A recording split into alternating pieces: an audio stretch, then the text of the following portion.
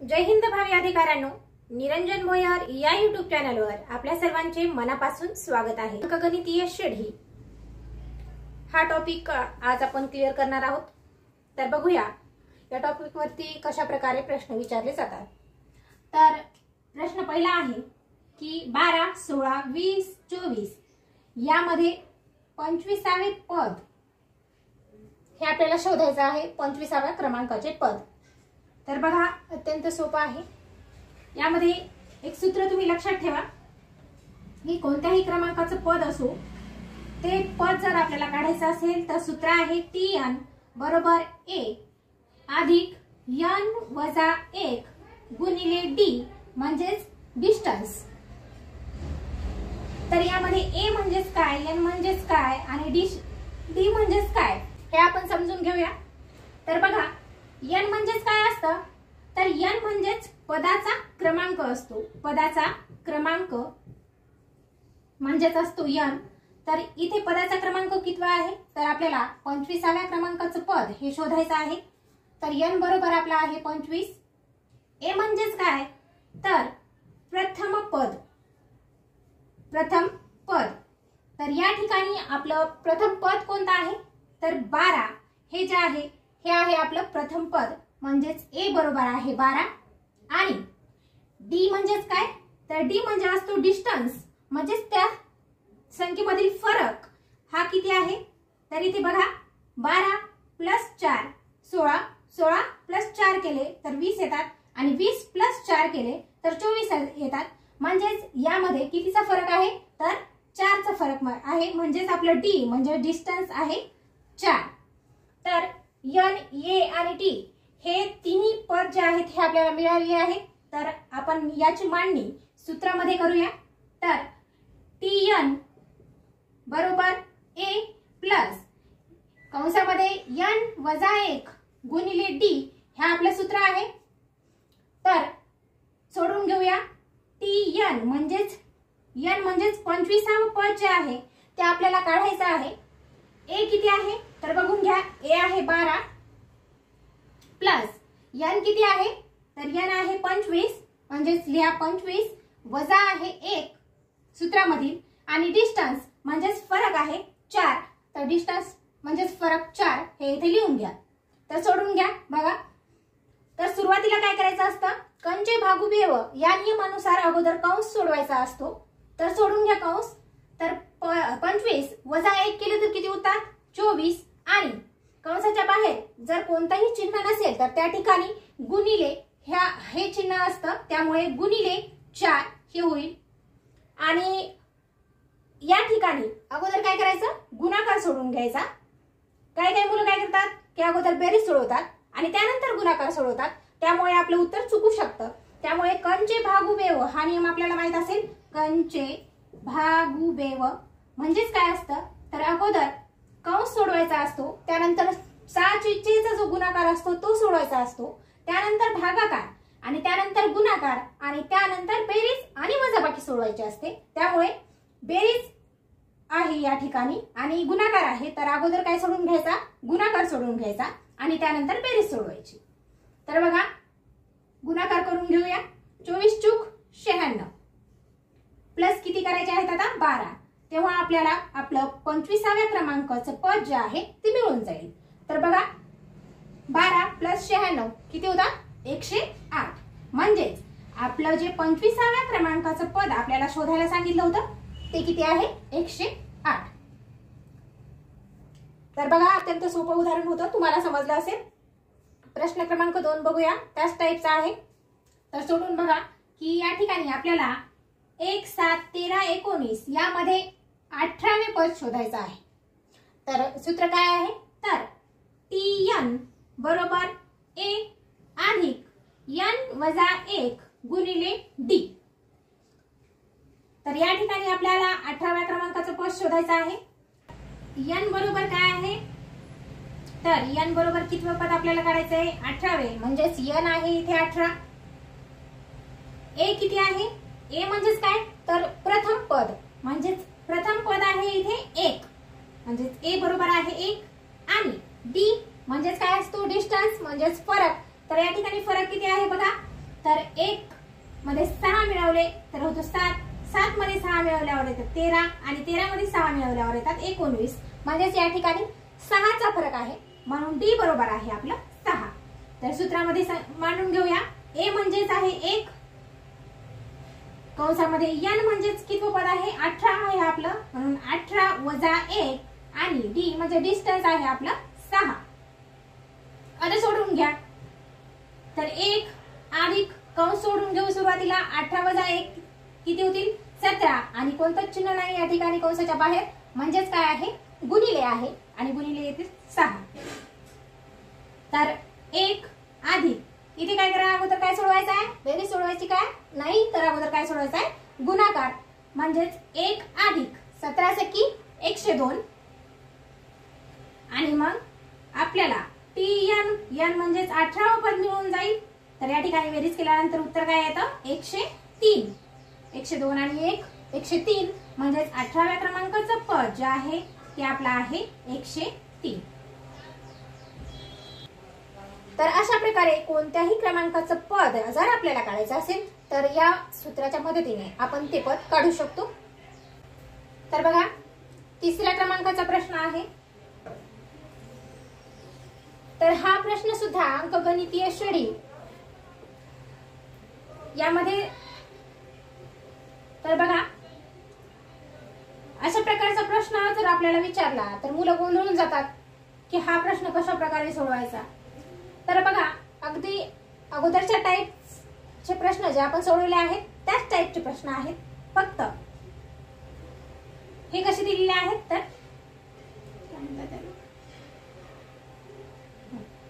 तर शाब्दिक स्वरूपामध्ये त्याच टाईपचे प्रश्न आहेत, फक्त काय शाब्दिक स्वरूपामध्ये याची मांडणी केलेली आहे. इथे काय सांगितलेले आहे की एका सभागृहामध्ये खुर्च्याच्या एकूण किती रांगा आहेत 35 रांगा आहेत. पहिल्या रांगेमध्ये 20 खुर्च्या आहेत. पहिली रांग जी आहे पहिली रांग त्यामध्ये 20 खुर्च्या. दुसऱ्या रांगेमध्ये 22 खुर्च्या आहेत. इथे लिहून घ्या, दुसरी रांग म्हणजे 22 खुर्च्या आणि तिसऱ्या रांगेमध्ये 24 खुर्च्या आहेत. तिसऱ्या रांगेत किती, तिसरी रांग जर काढली आपण तर त्यामध्ये 24 खुर्च्या आहेत. अगोदर काय करायची माहिती आपण काढून घ्यायची बाजूला. तर 25व्या रांगेत किती खुर्च्या आहेत हे आपल्याला काढायचं आहे. तर इथे आपण प्रथम पद त्यामधील फरक आणि n हे कसे काढणार. तर 25व्या रांगेत आपल्याला किती खुर्च्या आहेत ते काढायचं आहे. म्हणजेच n बरोबर आहे आपला 25. a म्हणजेच काय प्रथम पद काय आहे, तर a बरोबर प्रथम पद आहे पहिली रांग, म्हणजेच त्यामध्ये 20 खुर्च्या आहेत. तर प्रथम पद आहे आपलं 20 आणि डिस्टन्स म्हणजे फरक किती आहे बघा, 20 प्लस 2 केले तर 22, 22 मध्ये प्लस 2 केले तर 24, म्हणजेच फरक कितीचा आहे 2चा फरक आहे. म्हणजे डिस्टन्स म्हणजे फरक आहे 2. तर बघा, आपल्याला n, a आणि d ह्या संख्या ज्या आहेत त्या मिळालेल्या आहेत. आपण सूत्रामध्ये मांडून घेऊया. सूत्र काय आहे, तर tn बरोबर a अधिक n वजा 1 गुणिले d. सगळ्या संख्या आपल्याला माहित आहेत, पदामध्ये मांडून घ्या. tn कितवं पद काढायचं आहे 25वं पद काढायचं आहे. a किती आहे, a आहे 20 प्लस n वजा 1 म्हणजेच n आहे 25 वजा करायचा आहे 1 आणि डिस्टन्स म्हणजे फरक किती आहे 2. अगोदरचे प्रश्न ज्या पद्धतीने आपण सोडवले त्याच पद्धतीने हे सुद्धा सोडवायचं आहे. 20 अधिक 25 वजा 1 किती राहिले 24 आणि कोणतंच चिन्ह नाही कंसाच्या बाहेर, म्हणजे कोणतं चिन्ह आहे गुणाकार. तर गुणिले 2 राहील. आता अगोदर काय सोडवायचं, बेरीज सोडवायची का गुणाकार सोडवायचा आहे, गुणाकार. गुणाकार सुरुवातीला सोडवायचा आहे, म्हणून 20 प्लस 24 दोन्ही 48. तर आपल्याला 25व्या रांगेमध्ये किती खुर्च्या आहेत ते मिळून जाईल. टी 25 आहे आपलं 20 प्लस केले 48 तर किती येतील 68. म्हणजेच 25व्या रांगेमधील आपल्या ज्या खुर्च्या आहेत त्या किती आहेत 68. तर या ठिकाणी फक्त काय केलेलं आहे की हे पूर्ण डाटा आहे तो शाब्दिक स्वरूपामध्ये आपल्याला दिलेला आहे आणि त्यामधून आपल्याला फक्त डाटा बाहेर काढायचा आहे. फक्त समजून घ्या की ते 35 रांगा आहेत एकूण. तर 35 रांगांचं या ठिकाणी आपल्याला काही विचारलेलं आहे का त्या संदर्भामध्ये नाही. सांगितले सरळ सरळ की पहिल्या रांगेमध्ये 20 खुर्च्या आहेत, दुसऱ्या रांगेमध्ये 22 खुर्च्या आहेत आणि तिसऱ्या रांगेमध्ये 24 खुर्च्या आहेत. म्हणजे पदच दिलेले आहे की प्रथम पद 20, त्यानंतर 22 आणि 24. तर आपल्याला 25व्या रांगेत किती खुर्च्या आहेत ते काढायचं होतं. त्यामुळे त्यावरून आपण डाटा काढून घेतला. आपलं n वे पद आहे म्हणजे 25, ए म्हणजे प्रथम पद आहेत 20 खुर्च्या म्हणजे पहिल्या रांगेमध्ये, म्हणजे ते झालं प्रथम पद. त्यानंतर डिस्टन्स म्हणजे फरक कसा काढायचा, तर पहिल्या रांगेत 20 खुर्च्या, दुसऱ्या रांगेमध्ये 22 खुर्च्या आणि तिसऱ्या रांगेमध्ये 24 खुर्च्या, म्हणजेच त्यामधील फरक कितीचा आहे, 2-2चा आहे. त्यावरून आपल्याला सूत्रामध्ये त्या संख्या मांडून घ्यायच्या आणि आपलं उत्तर आलेलं आहे की 25व्या रांगेमध्ये एकूण किती खुर्च्या आहेत, 68.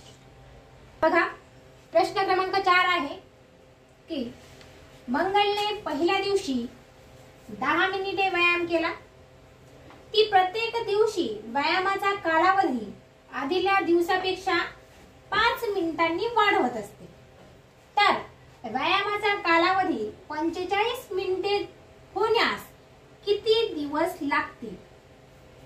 तर या ठिकाणी आपल्याला दिवस दिलेले आहेत का, आता नाही. तर एकूण कालावधी तिचा 45 मिनिटं झालेला आहे आणि 45 मिनिटं कालावधी होण्यास किती दिवस लागतील, म्हणजेच या ठिकाणी आपल्याला n काढायचा आहे. म्हणजेच किती दिवस लागतील.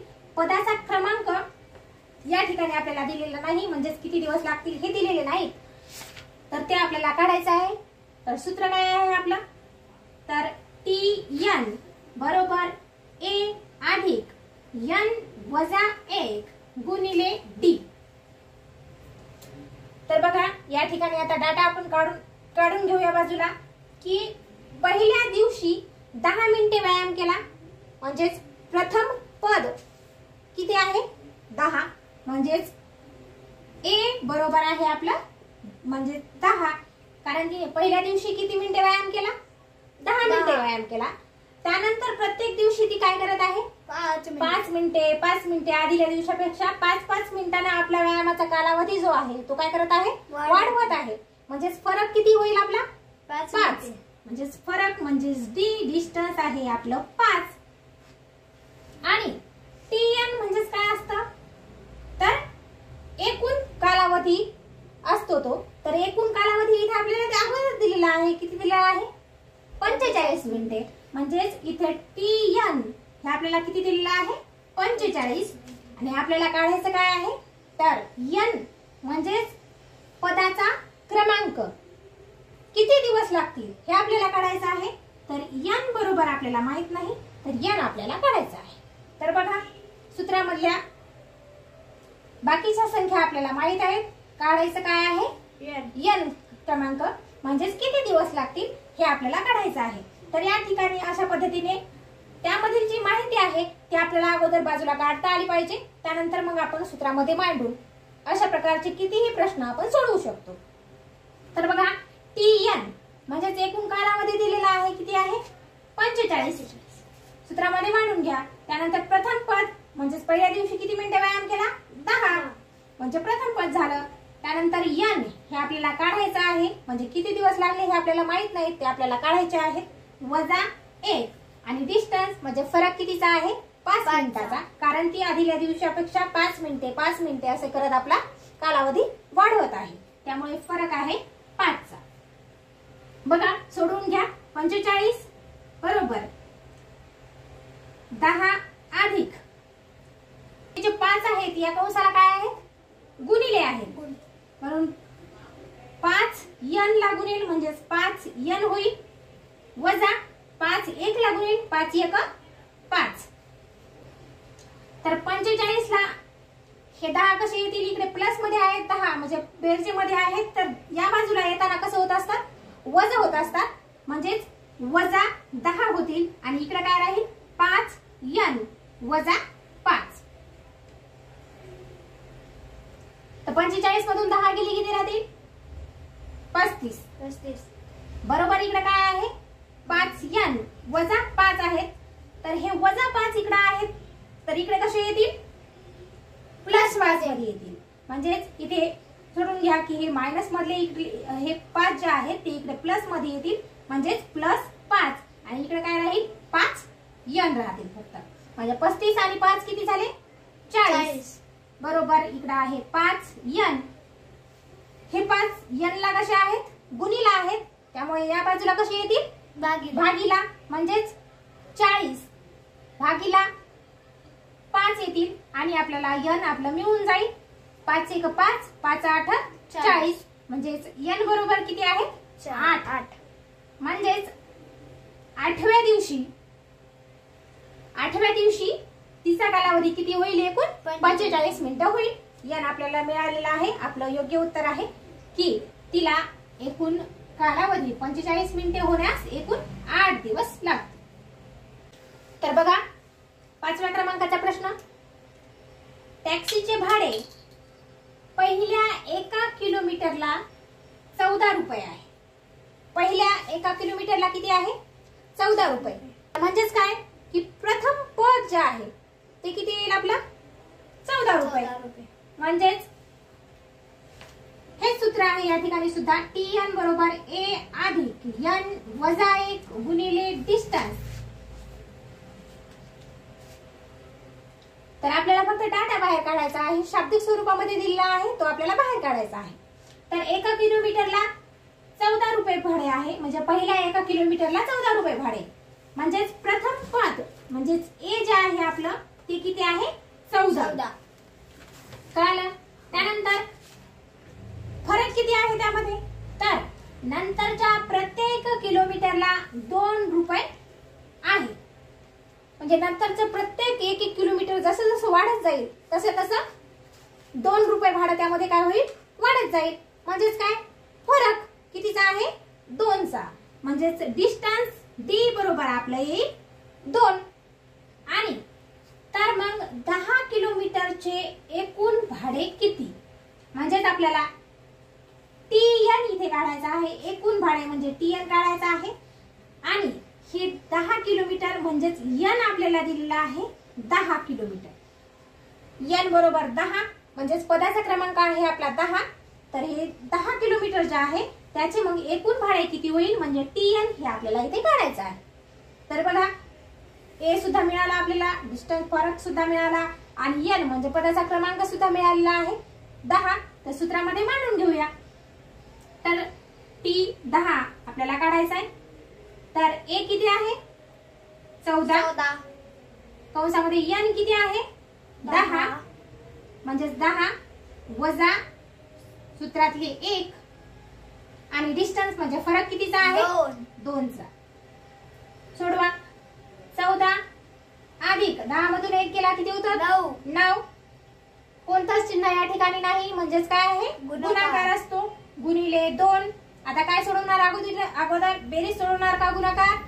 गुणाकार अगोदर सोडवायचा. 14 प्लस 9 दोन्ही 18. तर T10 आपल्याला मिळून जाईल आता 14 प्लस म्हणजे बेरीज 18 जर केली तर किती होईल एकूण 32. म्हणजे T10 म्हणजे 10 किलोमीटरचे एकूण भाडे किती झालं आपलं 32 रुपये. हे आपले 10 किलोमीटरचे एकूण भाडे आहे. एकूण भाडे 32 रुपये. तर बघा अत्यंत सोपे असे प्रश्न आहेत. फक्त त्यामधील माहिती हे आपल्याला बाहेर काढता यायला पाहिजे. तर बघा 6व्या क्रमांकाचं उदाहरण बघूया. नीताला दरमहा 15,000 रुपये पगाराची नोकरी मिळाली. दर महिन्याला तिचा पगार किती आहे 15,000 रुपये. तिला दरमहा 100 रुपये पगार वाढ मिळेल. म्हणजे प्रत्येक महिना गेल्याच्या नंतर पुढच्या महिन्याला 100 रुपये वाढतील, दुसऱ्या महिन्याला 100 रुपये वाढतील. म्हणजे असे 100 रुपये तिला पगार वाढ मिळते. तर 20 महिन्यानंतर तिची पगार किती होईल. तर बघा अत्यंत सोपं आहे. 15,000 रुपये सुरुवातीचा पगार आहे. म्हणजेच A आपल्या सूत्र अगोदर मानून घ्या की TN बरोबर A अधिक N वजा 1 गुणिले D. तर यामधील पद आपण शोधून काढूया. A म्हणजेच काय असतं पद म्हणजेच पहिल्या महिन्याचा पगार तिचा किती आहे 15,000 रुपये. म्हणजेच ए झाला आपलं 15,000. त्यानंतर दर महिन्याला किती रुपये वाढतात 100 रुपये वाढतात. म्हणजे वाढ होते त्यामध्ये 100 रुपयाची. म्हणजे फरक कितीचा आहे 100चा. म्हणजे डी झाला आपला 100 रुपये. आणि एन किती आहे आपला 20. हे 20 महिने म्हणजेच एन जे आहे ते आपल्याला दिलेलं आहे की 20 महिने ह्या दिलेले आहेत. तर या 20 महिन्यानंतर तिचा मग पगार किती होईल तर TN हे आपल्याला इथे काढायचं आहे. तर काढायचं काय हे सुरुवातीला माहित असलं पाहिजे. खूप मुलाचं एन आणि TN मध्ये खूप गोंधळ होतो. तर TN काय असतं तर एकूण जे पद येतं म्हणजे या ठिकाणी तिची 20 महिन्यानंतरची जी एकूण पगार येईल म्हणजे ते होईल काय TN. आणि हे 20 महिने या ठिकाणी जे दिलेले आहेत ते काय आहे फक्त N म्हणजेच पदाचा क्रमांक आहे. त्या पदाचा क्रमांक. मग त्या ठिकाणी महिने असो दिवस असो काही असो मिनिटे असो सेकंद असो ते तिथला पदाचा क्रमांक राहील की 10 महिन्यानंतर किंवा 20 महिन्यानंतर किंवा 10 मिनिटानंतर तो काय आहे पदाचा क्रमांक आहे. म्हणजे इथे आपले N आहे 20 महिने आणि इथे आपल्याला एकूण पगार काढायची आहे ती म्हणजे तिची पगार काढायची आहे 20 महिन्यानंतरची. त्यामुळे N आपला आहे 20. तर मानून घ्या सूत्रामध्ये ए म्हणजे प्रथम क्रमांक आहे 15,000 प्लस N किती दिलेला आहे 20 महिने म्हणजे 20 वजा 1 राहील आणि डिस्टन्स म्हणजे फरक दिलेला आहे किती 100 रुपये. तर सोडून घ्या 15,000 अधिक 20 वजा 1 किती झाले 19. कोणतं चिन्ह नाही म्हणजे इथे गुणाकार आहे म्हणजेच गुणिला 100.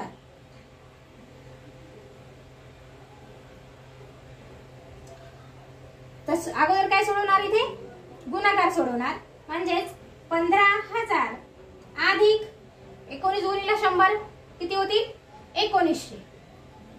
आता याची बेरीज करून घ्या म्हणजेच आपल्याला 20 महिन्यानंतरचा एकूण पगार मिळून जाईल. तर 15,000 अधिक 1900 करा किती होतील 0 0 0 0 9 9 5 आणि 1 6 आणि 101 म्हणजेच 16,900 हा 20 महिन्यानंतरचा पगार असेल. 20 महिन्यानंतरचा पगार